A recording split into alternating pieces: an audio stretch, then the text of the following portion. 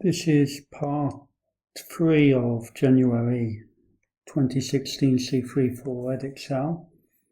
This kind of question, although part A is trig, it's the kind of question that could easily appear on C4 UK base papers as well. We should not be too alarmed by this question here. We know that cos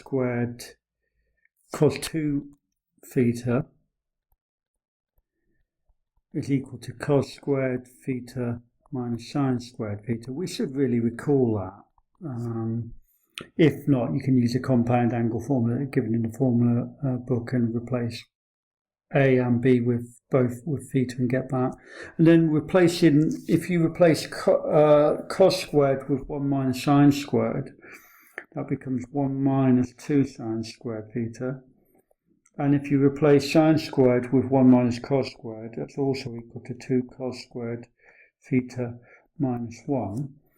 So this means if I rearrange this one in terms of cos theta, I get sine squared theta is equal to half of 1 minus cos 2 theta. And I get cos squared theta, if I rearrange this one, I get cos squared theta is equal to a half of 1 plus cos 2 theta. And so basically that's what I'm going to use to replace in my f theta. So I've got f theta equals to 9 times cos theta, so that's 9 times a half 1 plus cos 2 theta, plus sine squared theta, which is a half of 1 minus cos 2 theta. So multiplying that out, I get 9 over 2 plus 9 over 2 cos 2 theta,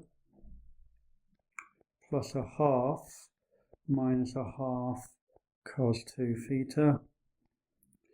And that gives me, when I combine the 9 over 2 and the 1 over 2, I obviously get 10 over 2, which is 5. And 9 over 2 minus half is equal to 8 over 2, which is 4. So it's 5 plus 4 cos 2 theta.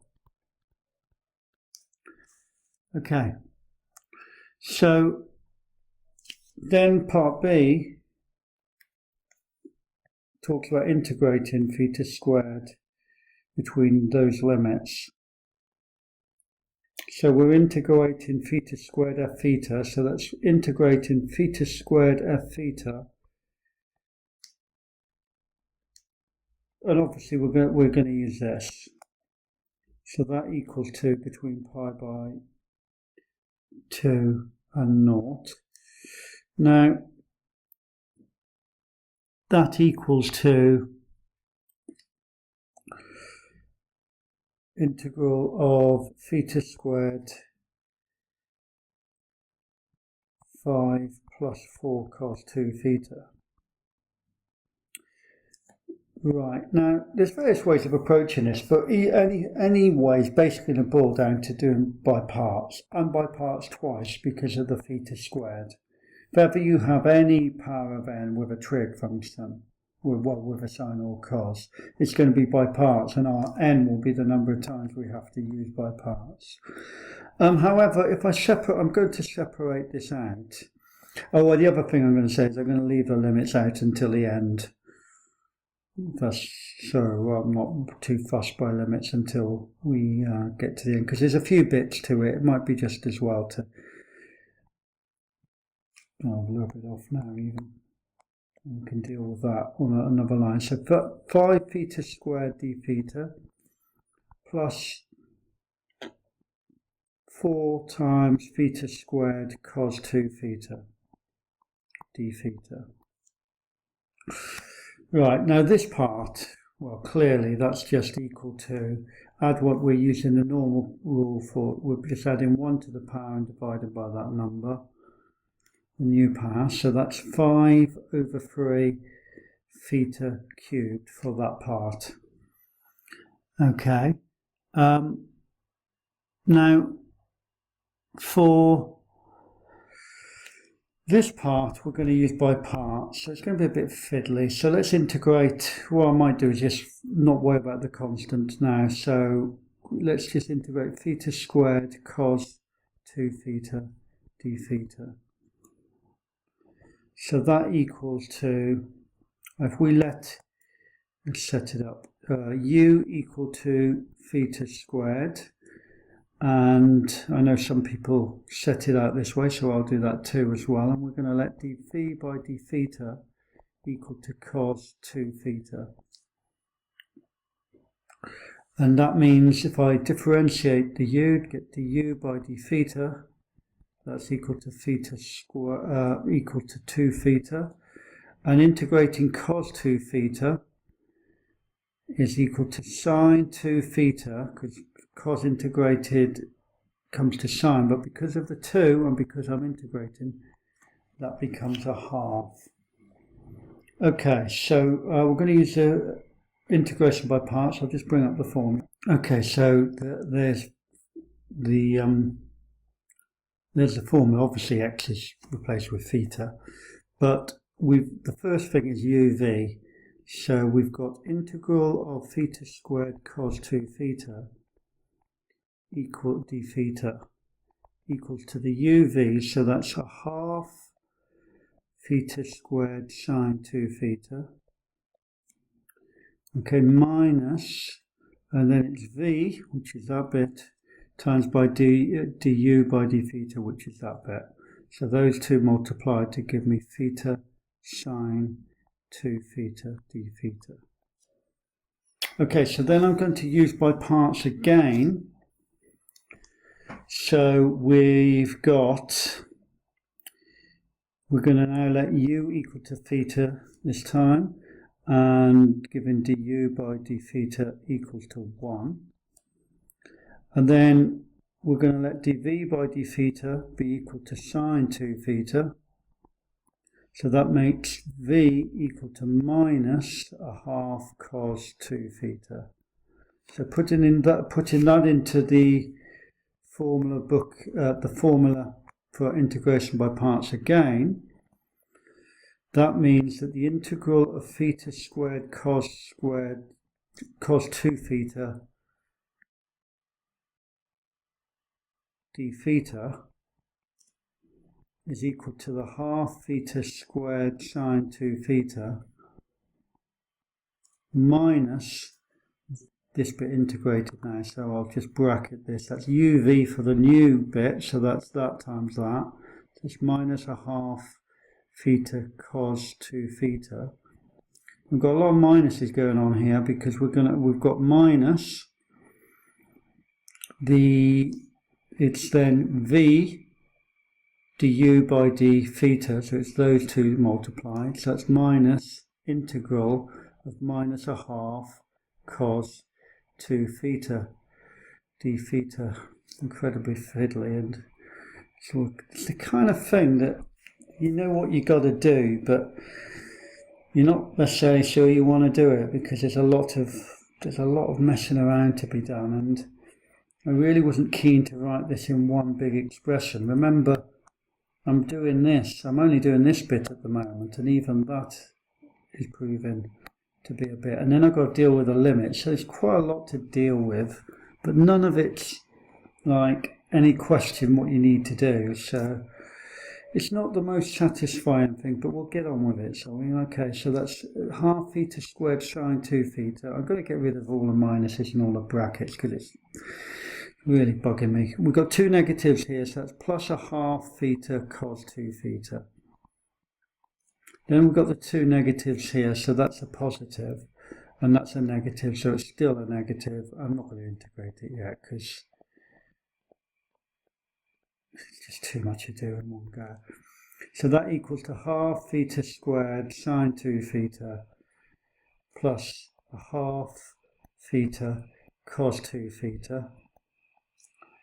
Now this then makes that minus a quarter sine 2 theta. Okay, because that's what we've got. So we've finally integrated theta squared cos 2 theta. So let's go back to our original expression, and let's tidy this up a bit. So we're going to bring all together. This is the integration we've just done, which is this bit here is all there. So I'm now in a position to bring it together, but I'm still not going to put the limits in for the moment. As I said earlier on, the 5 theta squared is 5/3 theta cubed, plus a 4 of all of this, so that's plus 2 theta squared sine 2 theta, plus 2 theta cos 2 theta, minus 4 times that is sine 2 theta, so it's quite a nasty big expression. So let's just now go to put the limits in. So that means that we're integrating between the limits, let's just, what was the question again? Let's get pi by 2 and 0. So it's pi by 2 and 0 of, let's write the 5 squared theta, let's write the question out again. F theta d theta is equal to this thing I've integrated now. By the way, I'm going to get away with that. Really, strictly speaking, I should put a plus here, but I'm going to get away with that here, aren't I? Because I'm clearly wanting to put it in limits, so it's not a problem. Anyway, so we've got 5/3 theta cubed plus 2 theta squared sine 2 theta plus 2 theta cos 2 theta, that should be a 2 theta clearly there. Okay, plus sine 2 theta cos 2 theta, I haven't written out yet, minus sine theta, sine 2 theta, between the limits pi by 2 and 0. Right, okay. Right, okay, what I'm going to do is because there's 4 of these, I'm going to actually deal with each term by term, so rather than write it out twice, and some of them are going to come to 0. It's useful to know a few things here because here there's so much potential to mess this up. It's useful to know that sine pi is 0, and sine of 0 is 0, and cos of pi is equal to minus 1. Cos of 0 is equal to 1. It's useful to know these because I'm just going to sub those values in. It's easier to do that than to plug the whole thing into a calculator. So this is going to be equal to, I'm going to deal with the 5/3 theta cubed first. So that's 5/3 pi by 2 cubed, take away 0 cubed, obviously. Then this term is just going to be 0, so that's plus 0 minus 0. This term won't be 0, so that will be the 2 times pi over 2 times cos, just 2 times pi over 2 times by minus 1, take away, the 0 will be gone, so that will be 0 because I've got a 0 there. And then this one will be 0 minus 0 as well. So tidying all that up, I'm going to get, for this term at the front here, I'm going to get this one term here, which will be 5 pi cubed, and I've got an 8 on the bottom and a 24. And this bit here comes to minus pi. Oh boy, that took a while, didn't it? Yeah, how many marks were there? 6. Seems like a lot of work for 6 marks. Not that difficult, but there we go. Let's see what the next question is like. Okay, so a C4 style question. Partial fractions and then a differential equation. I'm not going to do any fancy here, like some of you may know, little shortcut methods and cover-up methods and things. I'm just going to not be too clever really.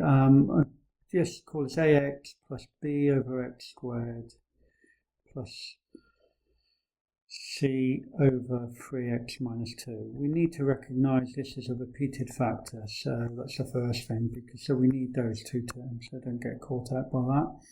If I multiply out, I get 3x squared minus 4 is equal to ax times 3x minus 2 plus b times 3x minus 2 plus c times x squared. Okay, well, if I put x equals to 0 in, I'm going to quite easily get the number for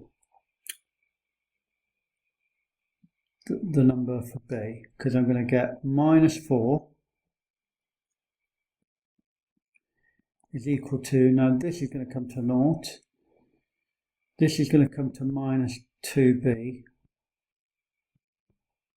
so that means that b equals 2. And then what I'm going to do is let x equal to, in order to make this 0, I need to make x equal to 2/3. So that's 3 times 2/3 squared minus 4. And that bit, this bit will be equal to 0, because it's got 3x minus 2 in it. This bit will be equal to 0, because it's also got 3x minus 2 in it. But this is going to be equal to c times 2/3 squared. And so that gives me, this all multiplies out here. We've got 4 over 9. So that when I multiply that by the 3, that will be 4 over 3 minus 4 is equal to c times 4 over 3. If I multiply through everything by 3 and divide by 4 here, I will see quickly that c is equal to minus 6. Right, now to work out the term in A, my preferred way of looking at it, because I think that just you could put in another number and sub in 2 and minus 6 if you want, 1 say. But I think we should be able to see that the term in A is equal to what it needs to be by comparing coefficients, because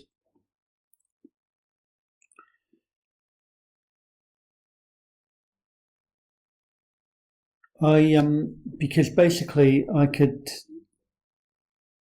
look at this and see that c here has got to be equal to, c here gives me an x squared, and I've got minus 6x squared here, but I need 3x squared when I compare it. So here I've got ax times 3x squared here. Okay, so I need it to make a equals to, I need it to make this 3. I can see that a would have to be equal to 3, because I'm going to get 9x squared from there, minus 6x squared from there, which will give me 3x squared from there. Now, thinking about it, I said I wasn't going to do anything clever, and I think perhaps I have made a bit of a meal of this, because I could have easily, perhaps a little bit easier, have seen that b was equal to 2, because I know it's the only way I can get minus 4 is from that. So I should have seen that b was equal to 2 immediately, really. And then once I've got b is equal to 2, perhaps the rest might have fallen out easier. Made a bit of hard work of it, but never mind. Anyway, we've done it. It's right. Part B, we are now talking about a differential equation. So let's just write out the differential equation. X squared 3x minus 2 dy by dx is equal to y 3x squared minus 4. Now that gives me, when I rearrange everything, 1 over y dy, when I separate the variables, because there's only a y there, but the y comes downwards. Okay, and then the dx comes upwards. It's going to come up there. But I've already got this bit on top there, so it's 3x squared minus 4. Then I'm dividing by the x squared, 3x minus 2. Now, of course, I've already got the partial fraction for that here, and it's exactly the partial fraction.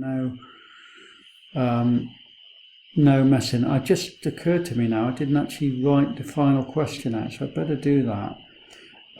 We've got 3x squared minus 4 over x squared 3x minus 2 is equivalent to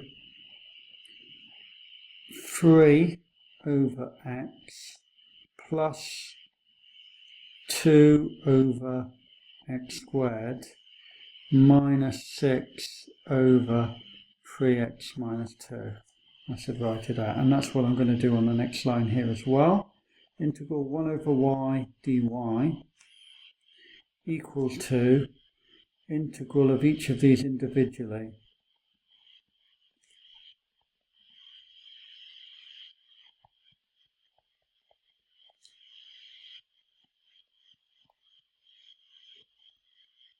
Okay.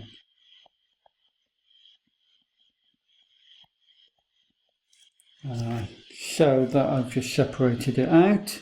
Now I can do the integration on each individual bit. It's ln y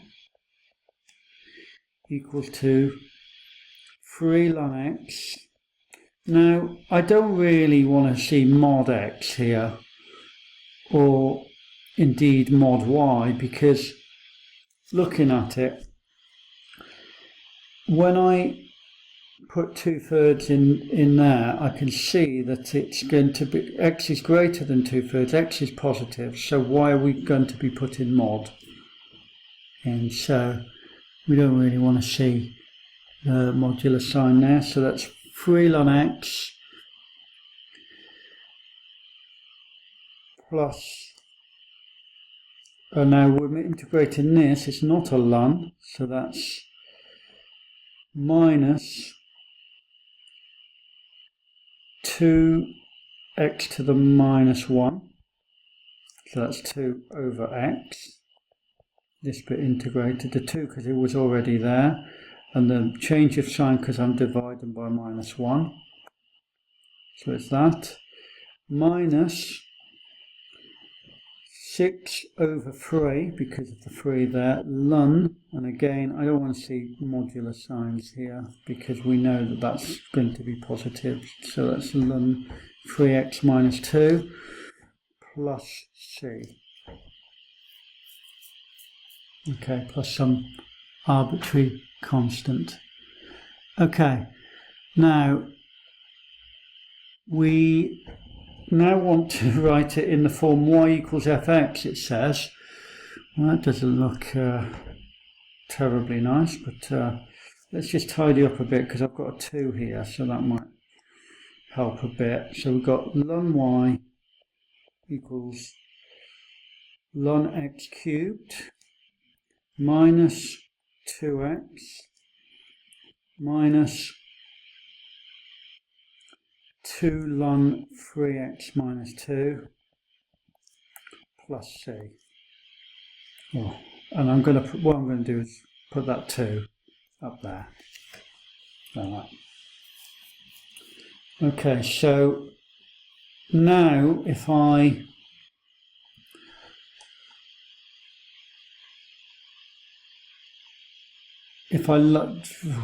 what should I do? I'll also deal with the minus here. Let's not rush this. There's quite a lot to do here. And I might call this ln A. Let's not rush it. Everything seems to be taking longer. I want to get my tea and all the rest of it. So, but there we go. We started, so you better well finish. So this is equal to plus ln 3 to the x minus 2 to the minus 2. You might plus, and I'm going to call this ln a. Okay. The reason is because of what it says. It wants it in the form y equals fx, and with lns we really want to simplify the answer as much as we can. I'm going to keep the ln on this side though, ln y, and now I'm going to bring all the lns together here. So I've got ln y is minus 2x plus ln of x cubed 3x to the minus 2 to the minus 2a. So now if I make that e, if I just now undo the ln finally, I'll get y equals e to the minus 2x plus ln a x cubed 3x to the minus 2 there. I'm not happy with that either. I mean, we really want to tidy this up as much. You probably get the marks, but come on, it doesn't look too good, does it? E to the minus 2x, using the rule of indices, is e ln a x cubed 3x minus 2 to the minus 2.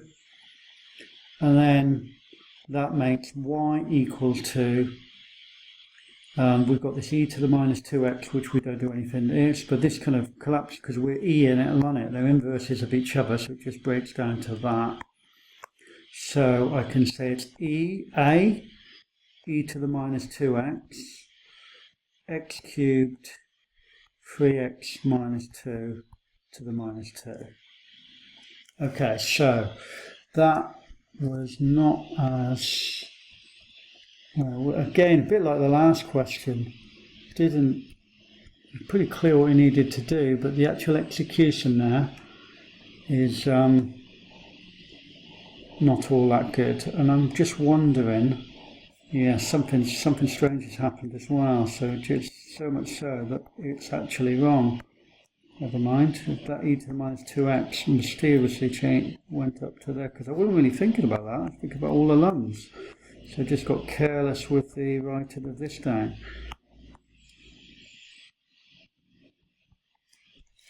There we go. Now it's right. If you want a bit, maybe write it like this.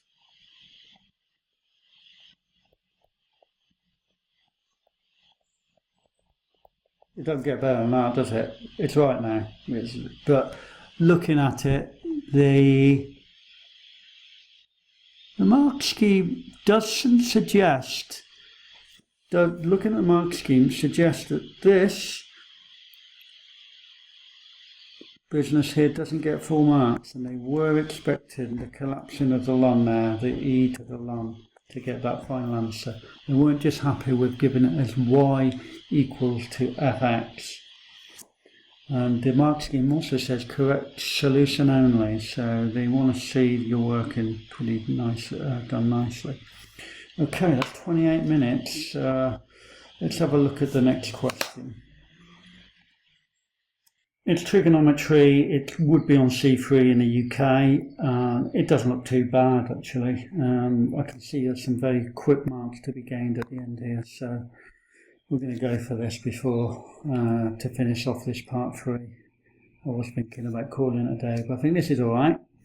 Now, the R method, I call this. Basically, we expand this using the formulae that are given in the formula book, which is sine A plus B is equal to sine A cos B plus cos A sine B. So we're going to write out this and compare coefficients. So that's equivalent to R sine 2x cos alpha plus cos 2x sine alpha. Let's multiply that out and rearrange it, just write the alpha in front. So we've got r cos alpha sine 2x plus r sine alpha cos 2x. And then we're going to do what's called compare coefficients, because we're going to see that because they're of the same form, this sine 2x here, this sine 2x here must have the same coefficient as this sine 2x here. So in other words, the 3 is equal to the r cos 2x. Those two go together, and the 5 goes with the r sine x. Okay, so we can compare coefficients. Now, some of you made this, you don't have to write all this out, it's only 3 marks, but I'm just, for the benefit of those who may have been a little bit rusty with this, I'm just going to kind of justify it as well as just do it. Okay, so we've got r cos 2x, 2 alpha, so r cos alpha equals to 3, and r sine alpha equals to 5. If we divide, that gives us sine alpha over cos alpha equals 5 over 3, so tan alpha equals 5 over 3. So that gives us alpha is equal to 1.03, because we're in radians here. It's fairly clear we're in radians. And then we've also, if we square and add, we find you end up with sine squared plus cos squared equals 1. So you end up with r squared is equal to 3 squared plus 5 squared. So that equals to, makes r equal to the square root of 34. Okay, so we can say 3 sine 2x plus 5 cos 2x is the same as the square root of 34 times by sine 2x plus 1.03, 3 significant figures. Okay, so that's question A done and explained. Part B talks about solving that. There's no real twist in this. We've got we've got this written. Sometimes they do it like this is not exactly the same, this is double this or some multiple of this, and catches people out, but it really is that. So if we're solving 3 sine 2x plus 5 cos 2x equals to 4, that's the same as solving the square root of 34 sine of 2x plus 1.03 equals to 4. So we're solving for sine again. I feel we've done already solved sine. I've done a kind of trig involving sine in this paper. That is 4 over the square root of 34. Okay, which is actually equal to 0.68599 and a lot of stuff there. Okay, so we're going to find a principal value. Okay, so we're going to find a principal value, and it wants to, those in the range 0 to pi here, so we must have an eye on that. So I'm going to find a principal value of 2x plus 1.03 and work from that. So if I do the inverse sine of that,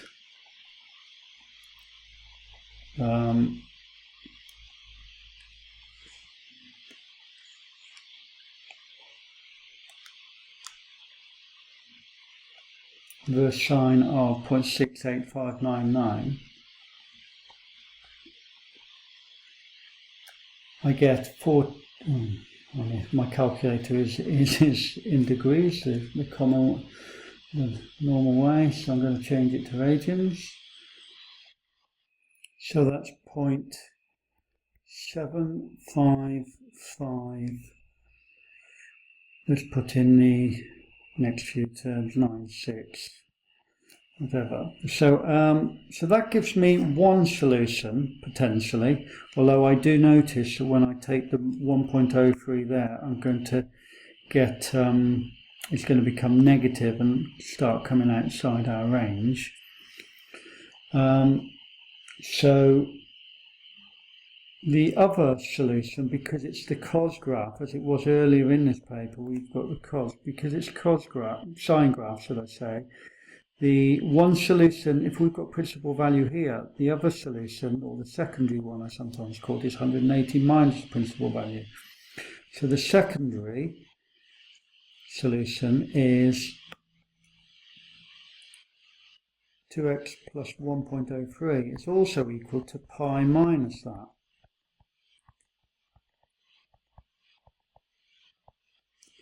Okay, so that comes to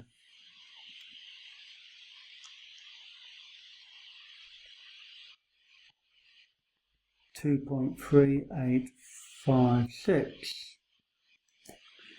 Okay, so I'm going to line this up and try and sort this out, because there's still a bit of work to be done, but we should be overall soon. So I've got 2x plus 1.03, and remember I've got the number of arc sine 5/3 actually stored on the calculator. Arc tan 5/3 stored on the calculator, so I can put a more precise answer to that. It's actually very close to 1.03 to be honest, but anyway, that equals to the two solutions that's going to generate all the other solutions are this one, the principal value, and this one, the secondary value. Now, I know that there's going to be two solutions within this range, because I've got 2 here, and I've got my actual, if I go back to the original question, the range, the kind of interval is 0 to pi 180. Now, because there's between 0 to 2 pi, if it wasn't if there wasn't a 2x, we'd normally have 2 solutions between 0 and 2 pi, but the two there doubles the number of solutions in a given range, so we will get 2 solutions within this range. So I'm going to need another one here, because I know this one's going to make it negative. So I'm going to, but it will help me get the other one, because I'm going to have to add 2 pi to that.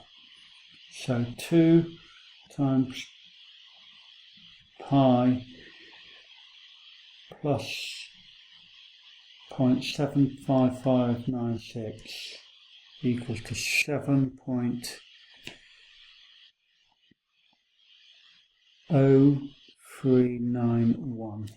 So now I'm going to finally find my values for x. I'll work this one out just to show you that it is outside our range. So this one, if I do 0.75596 plus 1.03, so minus 1.03,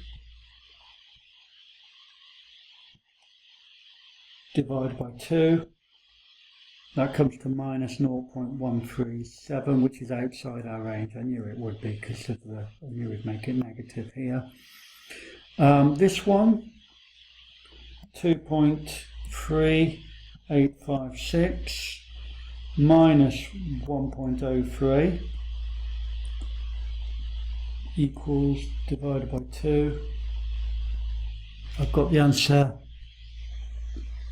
0.6778, and for this one is 7.0391. 7.0391 minus 1.03 divided by 2, 3.0046. 5. And so this is not really what wanted, so these are our two answers here. Okay, so that was more work than I thought as well. Okay, so let's just have a look at the final part of this question. We've dealt with this now, so let's hopefully the next bit is just a bit of bonus marks really. It says, using your answer to part A and so in your working, find the greatest value of gx. Right, so we've got, let's put it aside here a little bit. We've got part C, let's make room for it here. We've got, if we call gx is equal to 4 bracket times 3 sine 2x plus 5 cos 2x squared plus 3. This will be the most. We know the greatest value of this will be the square root of 34, because this bit here is going to change between 1 and minus 1. The maximum value is the maximum value is 1 and the minimum value is minus 1. So if we want that the greatest it can be, so g max, if we like, or of x, maximum of gx,